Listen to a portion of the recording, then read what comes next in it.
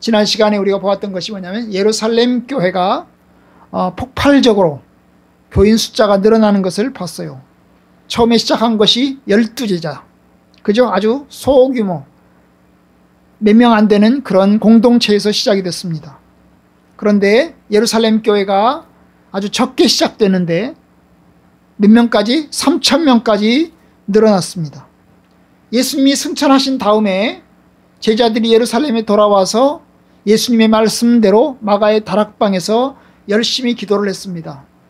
그 열심히 기도하던 중에 오순절날 10일째 되는 날 어땠어요? 성령께서 강력하게 역사하셨습니다. 하늘로부터 급한 바람 같은 소리가 후 하고 바람 같은 소리가 그 집에 가득 차더니 뭐예요? 불의 혀같이 갈라진 것들이 각 사람 머리 위에 있었다고 그랬지요. 그리고 사도들이 다른 나라 말로 하나님의 큰 일을 말하기 시작을 했어요. 자, 이런 큰 일을 보면서 사람들이 당황했고, 그래서 우리가 어떻게 해야 되느냐고, 우리가 어떻게 해야 되겠냐고 이렇게 질문하면서 베드로가 이제 예수를 믿고 회개하고 세례를 받아라, 그렇게 이야기를 하게 됐습니다. 그래서 이제 3,000명이 주님께로 돌아오는 놀라운 일이 일어났습니다.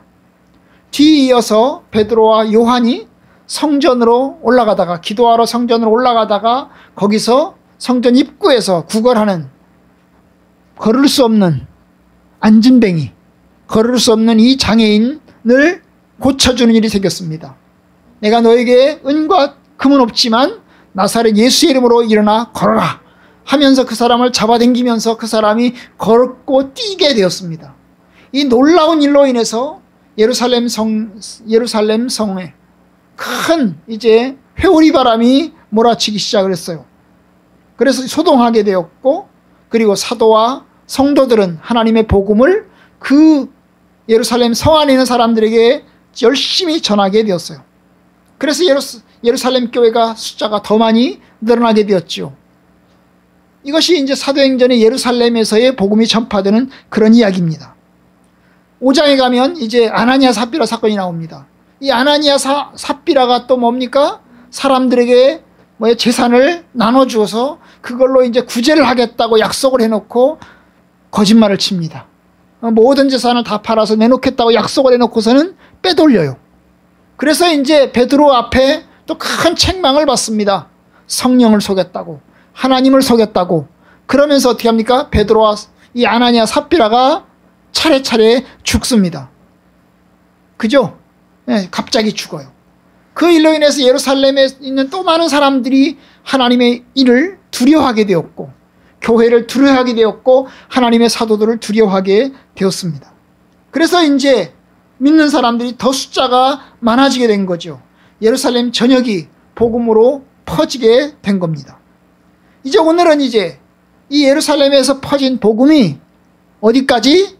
유대와 사마리아까지 퍼지는 그런 이야기를 오늘 보고자 합니다. 오늘 본문에 보면 이 복음이 유대와 사마리아까지 퍼지게 된 동기는 뭐였어요? 시작점은 뭐였죠? 스데반이 죽은 것입니다. 예루살렘 성도들이 늘어나자 예루살렘 교회가 지도자들을 세웠습니다. 그 많은 성도들에게 소위 관리하기 위해서, 그 많은 성도들에게 하나님의 일을 나누어 주기 위해서 어떻게 합니까? 7명의 일꾼들을 뽑았습니다. 7명의 일꾼들을 뽑았죠. 그들 중에 한 사람이 바로 스데반입니다. 이 7명의 일꾼들 전부 다 성령이 충만한 사람들이고, 믿음도 충만한 사람들이고, 사도들 못지않게 기적과 능력을 행하는, 그리고 하나님 말씀도 담대하게 전하는 그런 일꾼들이었습니다. 그 중에 한 명이 바로 스데반입니다. 스데반이 이제 어떻게 합니까? 은혜와 성령이 충만해서 큰 기적과 표적을 행합니다. 12사도가 아니었지만 스데반은 12제자의 복음가는, 12사도의 복음가는 그런 능력을 가지게 되었던 것입니다. 그래서 이제 사람들에게 하나님 말씀을 전하게 되었고, 표적과 기사를 행하게 되었어요. 그러자 사람들이 이제 이 스데반을 통해서 또 예수 믿는 사람들이 또 늘어나게 되었죠. 하지만 스데반을 싫어하는 사람들이 생겼습니다. 스데반을 유대인 당국에, 종교 당국에 고발을 했어요. 그리고 거짓 증언들의 증언을 통해서 어떻게 합니까? 유대 공의회의 이제 재판을 스데반이 받게 됩니다.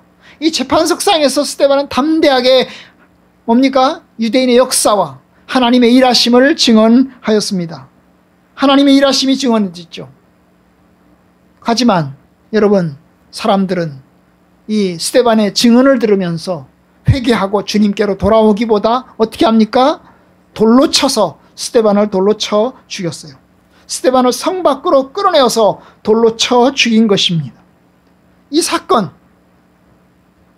첫 번째 기독교 순교자가 발생한 것입니다.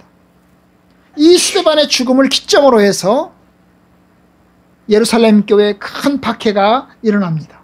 오늘 우리가 읽은 8장 1절 이하에 보면 그날에 예루살렘에 있는 교회에 큰 박해가 일어났어요. 박해라는 게 뭐예요? 예수 믿는 사람들에게 큰 어려움이 닥쳐온 것입니다. 예수 믿는다는 이유 때문에, 예수 그리스도를 따른다는 그 이유 때문에 큰 어려움과 핍박과 고통을 당하게 된 것입니다. 그래서 어떻게 합니까? 오늘 본문에 보면 사람들이 도망을 갑니다. 사도 외에는 다 유대와 사마리아 모든 땅으로 흩어졌다. 굉장히 많은 사람들이 유대와 사마리아 지역으로 다 도망을 갑니다. 흩어졌다는 말이 도망갔다는 얘기죠. 그죠? 도망을 갔습니다. 살기 위해서 도망을 간 것입니다. 사울은 예수 믿는 사람들을 죽이려고 했습니다. 예수 믿는 사람들을 잡아서 감옥에 가두려고 했습니다. 그래서 사람들을 잡아 가두려고 이 집 저 집 찾아 들어가서 예수 믿는 사람들을 잡아 가두는 그런 상황입니다. 성도들이 드디어 어떻게 합니까? 유대와 사마리아로 도망을 갔지요. 도망을 갔습니다. 그리고 스데반의 죽음 때문에 성도들은 크게 슬퍼하고 있는 중입니다. 그런데 어떻게 합니까? 오늘 읽은 말씀 뒷부분에 가면 어떻게 합니까? 4절에 보니까 그 흩어진 사람들이, 도망간 사람들이 어떻게 해요? 그냥 있지 않고 숨어 있지 않고 어떻게 합니까? 도망간 사람들이 복음을 전하기 시작을 했어요. 다니면서, 여기저기 다니면서 유대와 사마리아 지역을 여기저기 다니면서 복음을 전하게 되었습니다. 5절에 보니까 빌립이라는 사람이 또 등장을 합니다. 이 빌립도 역시 7명의 일꾼들 중에 한 사람인데 이 빌립 역시 복음을 전하게 되었어요. 어디에서요? 5절에 보니까 사마리아 성에 들어가서 복음을 전하게 되었습니다. 결국 이제 흩어진 사람들, 도망간 성도들에 의해서 복음이 어디로? 사마리아와 유대 지방 여기저기에 복음이 퍼지게 된 것입니다. 놀라운 일들이 일어난 거죠. 한편 베드로는 유대 지역의 순례에 나서게 됩니다. 여러 지역에 복음이 퍼지자 과연 성도들이 정말 신앙생활을 제대로 하고 있는지 확인하기 위해서 여기저기를 점검하게 되었어요. 여기저기를 점검하던 중에 루따라고 하는 지역에 내려갑니다. 이 루따라고 하는 지역에서 중풍병으로 8년 된 애니아라고 하는 사람을 이제 예수님의 이름으로 낫게 합니다. 그래서 이제 이 사건으로 루따와 그 다음에 시돈 그 일대에 복음의 역사가 일어나서 많은 사람들이 주님께로 돌아옵니다. 뒤이어서 욥바에 또 내려갑니다. 욥바에 다비다라고 하는 여제자, 여자 성도가 있었는데 이 사람이 병들어 또 죽게 됐습니다. 욥바 성도들이 너무나 슬퍼해서 베드로를 불렀습니다. 와서 좀 어떻게 해달라고. 그래서 베드로가 이제 욥바에 내려가서 그 다비다라고 하는 여자, 그 여자를 살렸습니다. 그래서 그 욥바 지역에도 역시 또 많은 사람들이 주께로 돌아오게 됩니다. 좀 더 뒤에 올라가면 이제 10장에 가면 이제 가이사랴에 주둔 중인 로마 장군 백부장이 또 이제 부름을 받고 베드로를 초청을 합니다. 하나님께서, 하나님의 천사가 이제 베드로를 초청하라는 소식을 듣고 베드로를 초청을 합니다. 가이사랴에서. 그래서 이제 베드로가 또 긴가민가 하다가 또 불러가지고 그저 따라갑니다. 이 고넬료의 집에 따라갑니다. 그리고 거기서 어떻게 합니까? 하나님의 말씀을 또 전하게 됩니다. 그 복음을 전하던 중에 또 어떻게 합니까? 그 집에 하나님의 성령께서 강력하게 역사하시게 되었고 그 집에 있던 사람들이 세례를 받고 예수를 믿는 기적이 일어납니다.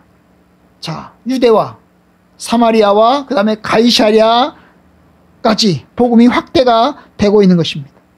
사도행전 9장 마지막 부분에 가면 이런 말을 합니다.